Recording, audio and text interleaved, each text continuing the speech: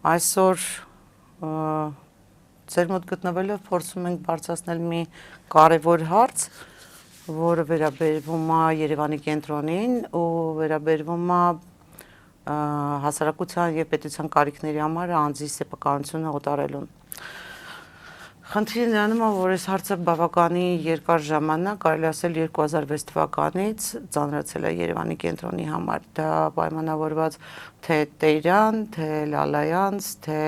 Պուշկին, թե Բելակով եւ ասենք այս դեպքում Ֆիրդուսը։ Ֆիրդուսի խնդիրը կարծես թե մի քիչ ավելի տարանջատվում է նրանով, որ հապճեպություն կա, կարծես թե փորձում են քաղաքաշինական ծրագրի իրականացման նպատակներից ելնելով ինչ-որ գործառույթներ անել, բայց իրականում մեր ժողովուրդը ու ընդհանրապես այն սեփականատերերը, ովքեր ինչ-ինչ պատճառներով, որը վախի մթնոլորտում, որը շտապողականությունից, որը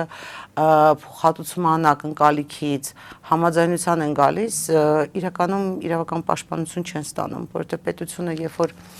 կառավարության որոշումը սահմանում է ու դրանով տալիս է ձեռք բերող, սահմանում է ձեռք բերող,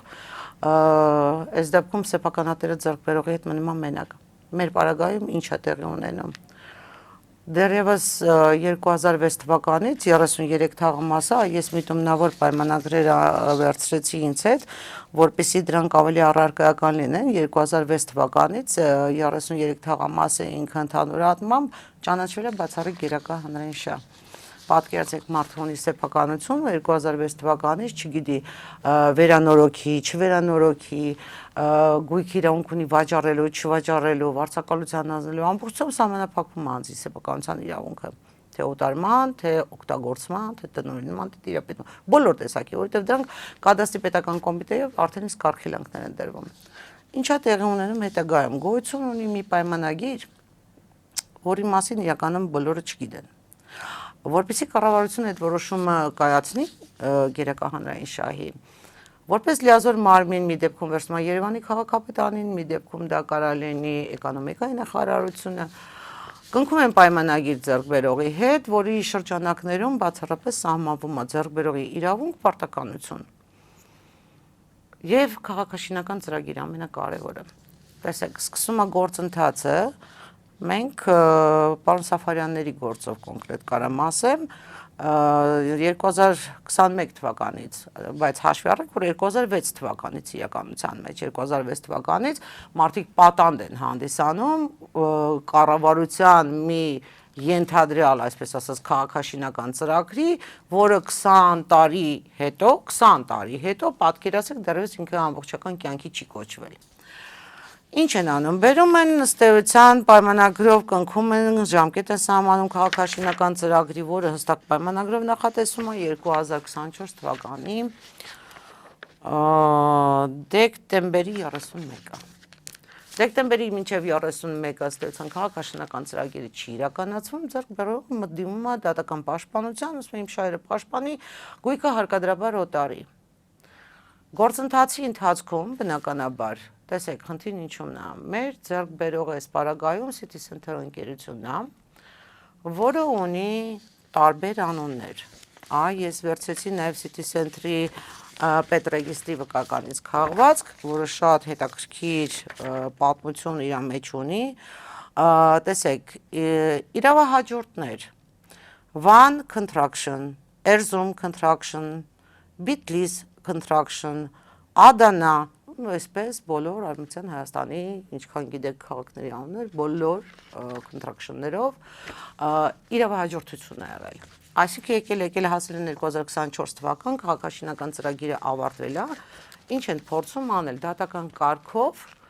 իրականում գույքը մարդու հափշտակել, բացահայտ հափշտակությունը։ Այստեղ խոսքը չի գնում պետական մակարդակի փոխհատուցում առաջարկելու, քննարկում առաջարկելու, ու մոտ հարց առաջանում, եթե Հայաստանի Հանրապետությունը որպես լիազոր մարմին այս դեպքում դիտարկել է Երևանի քաղաքապետարանին, Երևանի քաղաքապետարանը հստակ գիտի քաղաքաշինական ժամկետների ավարտը, որը 24 թվականին ոնց ասեցի ավարտվել է։ Եթե տարածքները պետությանը պետք է, ապա ուզում եմ հասկանամ ինչի պետությունը միջոցներ չի ձեռնարկում, չի հրավիրում սեփականատերերին, չի նստում բանակցային սեղանի շուրջ, իրականում չի քննարկում գույքի իրական շուկայական արժեք, այլ ոմն մի ընկերություն, որը չի հանդիսանում այն սուբյեկտ, ով իրավունք ունի այդ քաղաքաշինական ծրագիրը իրականացնելու շարունակելու, փորձում են դատական կարգով, այսինքն այսպես ասեմ, վերջնական վճիռ կայացնելու արդյունքում անձիսեփականությունը դադարեցնեն։ Իմ այստեղ գալու նպատակը ու ընդհանուր առմամբ այս հարցի բարձրացումը, ես ուզում եմ կառավարության ուշադրությունը հրավիրեմ այն հանգամանքի, որ Սաֆարյանների ընտանիքը այնպես չի հանձնվելու։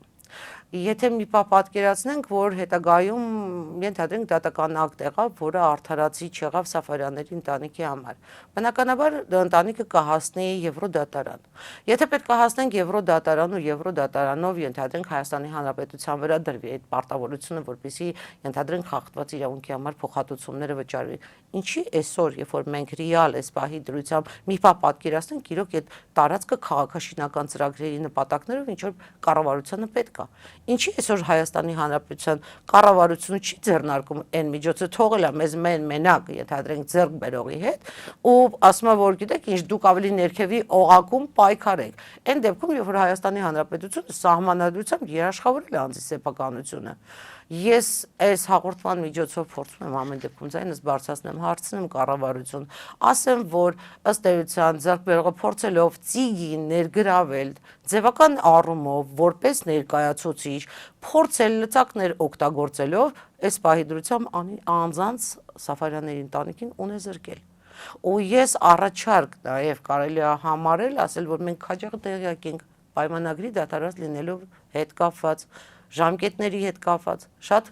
պարզ հասկանում գիտակցում ենք, որ այդ քաղաքաշինական ծրագիրը այլևս City Center-ը չի շարունակելու։ Եվ եթե կան պատկան մարմիններ, ովքեր իրականում հետաքրքրված են Երևանի քաղաքաշինական ծրագրով ունեն ցանկություն, ապա ավելի բարձր մակարդակով, ավելի պատասխանատու ներկայացուցիչների միջոցով կարծում եմ պետք է Սաֆարյանների ընտանիքը հրավիրվի քննարկման սեղան եւ փորձել գտնել իրական շուկայական այն արժեքը, ինչը կբավարարի կողմերին։ Չբավարարելու դեպքում վստահեցնում եմ, որ սա ավելի լուրջ ծանր հետևանք ունենա Հայաստանի Հանրապետության համար, քան դա ուղղակի պատկերացում է։ Մենք արդեն $1 միլիոն ավել ունենք Եվրոդատարանի նախադեպային որոշումներ, այս պարագայում պատկերացրեք 8 միլիոն եւ միգուցե ավելին դոլար արժողությամբ գույքը փորձում են մարդուց խլել։ Դա ես չգիտեմ, ընդ որում ասեմ, ուզում եմ նաև այն հարցը բարձրացնել, որ իրականում մենք գնահատման շուկա չունենք։ Գնահատողները գերակա հանրային շահը լսելուց հետո խուսափում են գույքի իրական շուկայական արժեքը դնել։ Լավ, որտեղ դիմեն այս մարդիկ։ Պաշտպանությունը որտեղ պետք է լինի։ Սա Հայաստանի Հանրապետության սահմանադրությամբ երաշխավորված իրավունքը որտեղ պետք է պահպանվի։ Այս ամբողջ պատմությունը ներկայապահին գտնում ենք դատարանում, իհարկե դատական process-ների հետ կապված դատարաններն էլ են կաշկանդված, ինչով, ասեմ ձեզ, որովհետև ձեռք բերողը դատարան գալիս է ընդհանրապես ներկայացնում, ասում է ես կապ չունեմ այս ամեն ինչի հետ։ Ինձ կառավարությունը տվել է մի հատ որոշում, ասել է գնա քաղաքաշինական ծրագիրը իրականացա։ Ես պետության պատվեր կատարողն եմ ըստ էության։ Ես մեղավոր չեմ։ Թող բերեն կամ գան ավելին անեն։ Այս պարագայում դատարանը կարծես թե ավելի շատ հակված է պետական ծրագրի կատարմանը։ Այսինքն ընդհանրապես մնում է գումարի փոխհատուցման իրական չափի հարցի քննարկումը, ինչը արդար հավասար սկզբունքներով ու շրջանակներում չի անցնում։ Այս ամբողջ խնդիրը։ Այդ նույն խնդիրը ունենք Էլեմոսում եւ Պուշկինում եւ Տերյանում, դա համատարած վերաբերում է Երևանի սրտին։ Երևանի սրտում չի կարա մեկ քառակուսու արժեքը $200 համարժեք լինի։ Այն դեպքում, երբ որ քառակուսի դեպորս հիմա մենք համաձայն ենք, մենք ինքներս ուզում ենք գնենք, թող առաջարկը տես ներկայացնենք կառավարությունը։ Ես կարծում եմ, այս հաղորդումը ինչ որ կերպ Պետք է ազդակ լինի ու միջոց լինի, որպեսզի նաև կառավարությունը մյուս կողմը լսի, մյուս կողմը հասկանա ու փորձենք, եթե կա դրա իրական նպատակները քաղաքաշրջանական ծրագրի իրականացման կամ համարժեք փոխհատուցման հարցը քննարկվի ու լուծի կամ այդ գույքը պետք է մնա իր տեղում կանգնված, որտեղ թող այլ ծրագիր մտածեն, դա ճանապարհ չի, խլելը անձի սեփականություն, դա սահմանադրության երաշխավորված իրավունք է։ Օրենքով սահմանադրությամբ համարվում եմ սեփականատեր, բայց մեր դատարանները, այսինքն ոչ թե մեր դատարանները, Առաջայցյանի դատարանը Ռուբեն Բոնացյանի գլխավորությամբ չհամարեց, որ մենք սեփականատեր ենք եւ մեզ ու մեր ընտանիքի մնացած անդամներին զրկեց այդ իրավունքից, բայց իբարք արդարադատության կարող եմ ասել, որ վերաքննիչ դատարանը բավարարեց։ Իդեպ մի քանի դատավարություններ երկար տևեց այդ հարցի շուրջ։ Մեր փաստաբանները բերեցին բոլոր հիմնավորումները, թե սահմանադրությունով, թե արդարադատության նախարարություն հարցում էին կատարել այդ դրույթի հետ կապված հստակ մեկնաբանությունը տվել էր, բայց միևնույն էր դատարանը չընդունեց։ Բողոքարկելու արդյունքում ընդգրկեց մեզի որպես արդեն սեփականատեր պատասխանողներ։ Բայց ինչև է, խնդիրը այսօր ավելի խորքային է, ինչի համար եմ ասում, որովհետև նայեք, այս պայդրությամբ մի քանի ամիս առաջ արդեն նորագյուղը ճանաչվեց գերակաշահ։ Ինչպես փաստաբանը ասաց, 2006 թվականից այս ամբողջ խմորումները գնում է, արդեն 2026 թվականում ենք, դեռ այդ հարցը լուծված չի։ Երբ որ մենք հանդիպեցինք դադունցին, արդարադատության փոխնախարարներ, եթե չեմ սխալվում, մեր ձայնը բարձրացրեցինք, բայց գիտեք ինչ, արդեն դարձրել ենք 30% փոխհատուցվող գումարը, առաջ 15% էր։ Իսկ այն հարցին, որ հստակ տրվեց մեր կողմից, ասեցինք նայեք։ Ձեր գնահատողները, երբ որ գնահատում են գույքը, գնահատում են կադաստրային արժեք գոյություն ունի, որ բոլոր բնակիչները իրենց գույքի դիմաց վճարում են ըստ կադաստրային արժեքի։ 4 անգամ քիչ է գնահատվում։ Ու թե մեր փողոցի հետ կապված անհատական չի դա, եւ թե նորագյուղի հետ կապված, կներեք, կոնդի հետ կապված, նորագյուղը դեռ արժևում է։ Ասենք 4 անգամ եթե քիչ է գնահատվում գույքը պաշտոնական գրությունով, օքեյ 30% դուք ավել տվեք, եթե 400 անգամ քիչ եք գնահատում, ըստ կադաստրային արժեքի, ինչ հիմունքներով եք դուք շարժվում, որ 30% պետք է ավել վճարեք, այսինքն դուք ոչինչ չեք անում, պարզապես գնում է բնակիչներից խլելու տարբերակը, ու խլելու տարբերակը հետևյալն է, մենք ինչի համար ենք միջև այսօր մնացել, որ բնակիչը մի քիչ վախկոտ է, որ բնակիչը հնարավորություն չունի փաստաբաններ վարձելու, մեր կոնկրետ հասցեի հետ կապված 3 Հայաստանի Հանրապետության փաստաբաններ են աշխատում, չհաշված մեր ամբողջ ընտանիքը, որ դարել ենք իրավաբաններ արդեն, ու նաև արտերկրից կան մասնագետներ, ովքեր ներգրաված են։ Ու այդ ամբողջը ֆինանսներ, այդ ամբողջը ժամանակ է։ Բայց մարդիկ կան, որ չունեն այդ ամեն ինչ, այսինքն պետք է խլեն։ Պետությունը հնարավորություն է տալիս ձեռք բերողին, ասում է խլի։ Խլելու մեխանիզմն ծիգի հետ որոշել են ոնց պետք է լինի։ Ծիգը քաղաքապետարանի ենթակայության տակ գտնվող օղակ է։ Ծիգը իրավունք չունի բնակչին դատի տալու, որպեսզի գույքը խլի ու տա ինչ-որ մի հատ X կառուցապատողի։ Հաշտարարի դեր պետք է խաղա ծիգը։ Բայց կոնկրետ մեր դեպքում հենց ծիգը քաղաքապետարանի ենթակայության տակ գտնվող օղակը 21 թվականին հենց ինքն առաջի հայցը ներկայացրել մեր դեմ։ Շողիկ Երանյանի ստորագրությունով։ Իսկ դատավարությունները դե պարզ արդեն ինչ կարգի են գնում, չեմ ուզում շատ մանրանամ, նաև կուզենամ անդրադառնամ արդարադատության նախարարին, Տիկին Գալյանին, եթե չեմ սխալվում, Սրբուի Գալյանին, որը ասեց ինչի Ֆյորդոսի բնակիչները, որ ուզում են հանդիպեն, ես պատրաստ եմ, գրություն ենք ուղարկել, մոտավորապես 1 ամիս առաջ, բայց դեռ չկա ոչ մի պատասխան։ Բայց կուզենամ նաև ամենակարևոր հարցը, որ պողակ կազմակերպությունը գնահատող, որը արդարադատության ենթակայության տակ գտնվող կազմակերպությունը, փաստերը կան, ինչ է կատարվել։ Երբ որ գերակաշահ չի եղել, Արամի փողոցի վրա պատվիրվել է գնահատում 2017 թվականի, խնդրում եմ ուշադրություն դարձնեք 17 թիվը։ Իսկ 17 թվականին գնահատվել է $3,700։ 2023 թվականին բոլորիս հայտնի գույքահարկերը թե քանի անգամ բարձրացան մինչև հիմա 2023 թվականին արդեն գերակա շահով երբ որ գնահատել են $2,700։ Այսինքն եթե մարդ 17 թվականին 3700 նույնտեղ ինչ որ մաստաբանով, բայց $1,000 մոտավորապես էժանա գնահատվի 23 թվականին։ Հարց էլի, ո՞նց է գնահատում, ձեր մեխանիզմը ո՞րն է։ Դատարանում երբ որ եկել էր իր գնահատումը փորձում էր պաշտպանել գնահատողը այն հարցին, որ ասեցի լավ, համաձայն եմ 4 անգամ քիչ է գնահատել մեր գույքը, համաձայն ենք։ Խնդրում եմ կադաստրային արժեքից կրկնակի անգամ պակաս, անգամ արոտավայր, որը կլինի, չգիտեմ, ամենախուլ գյուղերում։ Առաջարկեք ես ձեռք բերեմ։ Կադաստրային արժեքից կրկնակի քիչ։ Բայց միևնույնն է, դատավորը Մուրադ Հովակիմյանը այդ ոչի բանին ուշադրություն չդարձրեց, վճիռը կայացրեց, որպեսզի այդ գնով օտարեն։ Դե գնաց վերաքննիչը ամբողջ ծավալով գործ ուղարկեց Առաջացյան, գնաց Արմինե Սաֆարյանի մոտ վարույթում, գործը տեղից չշարժվեց ու մի քանի օրվա ընթացքում գործը էլի ինչ-ինչ պայմաններով հասավ Ռուբեն Բոնացյանին, դատավոր, որը մի 4 օր հետո ծանոթանում է 39 հատորանոց գործին, նշանակում է դատավարություններ, երկուշաբթի ուրբաթ, առավոտյան ժամը 10-ից 10:30-ից մինչև երեկոյան 6-ը։ Խնդրանքով, որ մենք գնանք ընդմիջման։ Ու մինչ այսօր շարունակվում է, այսինքն մինչ այսօր պետք է հրապարակվեր արդեն վճիռը, բայց հետարքիրը նրանում է կայանում, որ ինչ հանգամանքներում է դա արդեն ես չգիտեմ,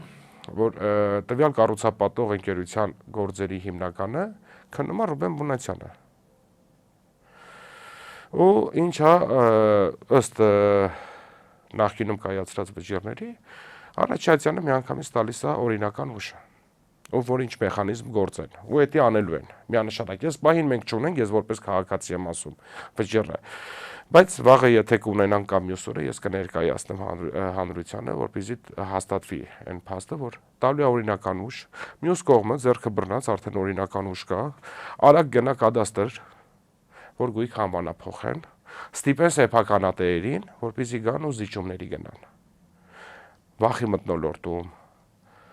որ տեսեք արդեն ձեր գույքը չի, բայց մենք մեր ընտանիքը չի վախենում։ Մենք պայքարել ենք հանուն արդարության ու կփորձենք հասնենք Լեն Աշճանի արդարության, որ նույն բանը ինչը որ կատարվել է Ֆիրդուս փողոցում, չկատարեն Նորագյուղի հետ։ Մենք դաժե ակցիաներ ենք իրականացրել Նորագյուղից էլ մարդիկ կային, կոնդից էլ մարդիկ կային, ովքեր մինչ այսօր դժգոհ են, ասում են գույքը հասարակ բան էլի, ինչի համար, պետքա ուրիշ պետություններում գերակաշահը երբ որ լինում է, մարդիկ ուրախանում են։ Իսկ մեր պետությունում խլում են, կամ առաջարկում են, ասում են, գիտեք ինչ, մյուսը ընդունենք կամ Սաֆարյանների ընտանիքը ահռելի գումարներ է ուզում։ Սաֆարյանների ընտանիքը կադաստրով գրանցված 815 քառակուսի մետր հողատարածք ունի, 447 քառակուսի շինություն ունի եւ 450 քառակուսի մոտավորապես ինքնակամ շինություն։ Բայց հարց, որ ես ուզում եմ ձեզանից ձեռք բերեմ գույք։ Մի քառակուսի մետրի ինչքան եք վաճառում, ես դա չեմ ասում տվեք ինձի գումար։ Ասեմ ինչ ունեմ, ինձ թվում է ես իրավունք ունեմ տեղում բնակվելու։ Տեղում ունեմ տարածքներ, որոնք որպես եկամտի աղբյուր են հանդիսանում։ Այդ ամեն ինչը պետքա ես ունենամ։ Իսկ եթե պետքա չունենամ, թող կառավարությունը կամ պատկան մարմիններն ասեն, չէ, արդեն դուք երբ որ 67 թվականից այդտեղ բնակվել եք, ձեր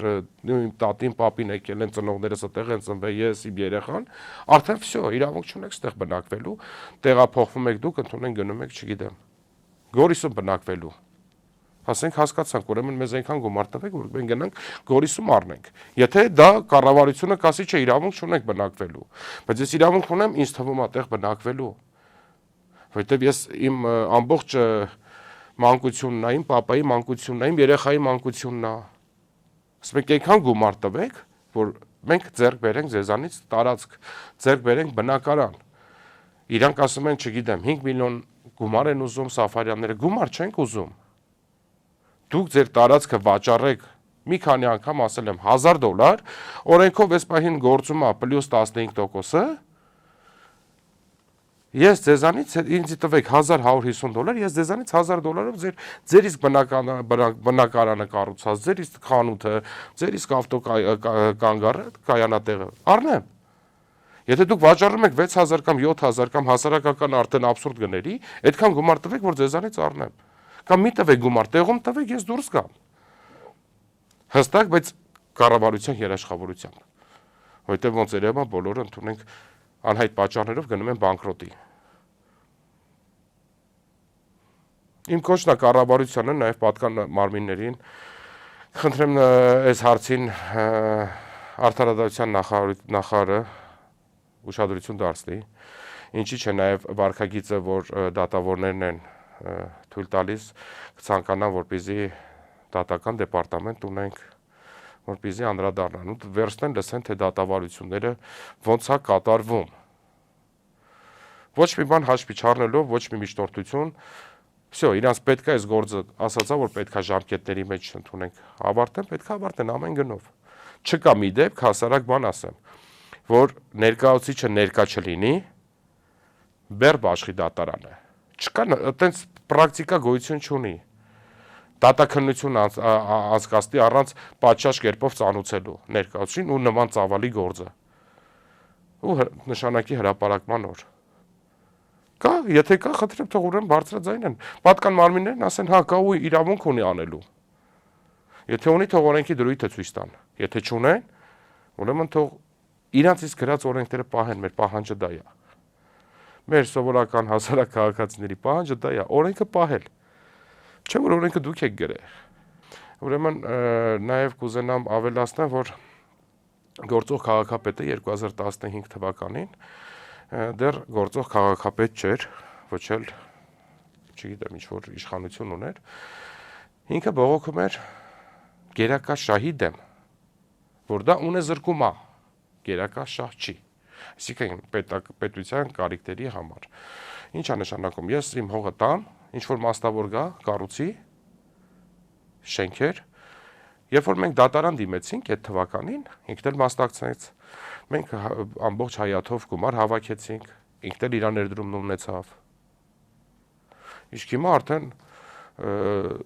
եթե չեմ սխալվում, ստրեչի կողմերն է գերակաշահ հարագի մեջ ճանաչվում, ինչ-որ շենքեր կային, նորագյուղն է ճանաչվում, կոնդն է ճանաչվում, շատ արագի մեջ։ Ինչ փոխվեց։ Հարց էլի, ինչը փոխվեց։ Ինձ թվում է այդ հարցի պատասխանը քաղաքացիները ավելի լավ կտան, թե ինչը փոխվեց։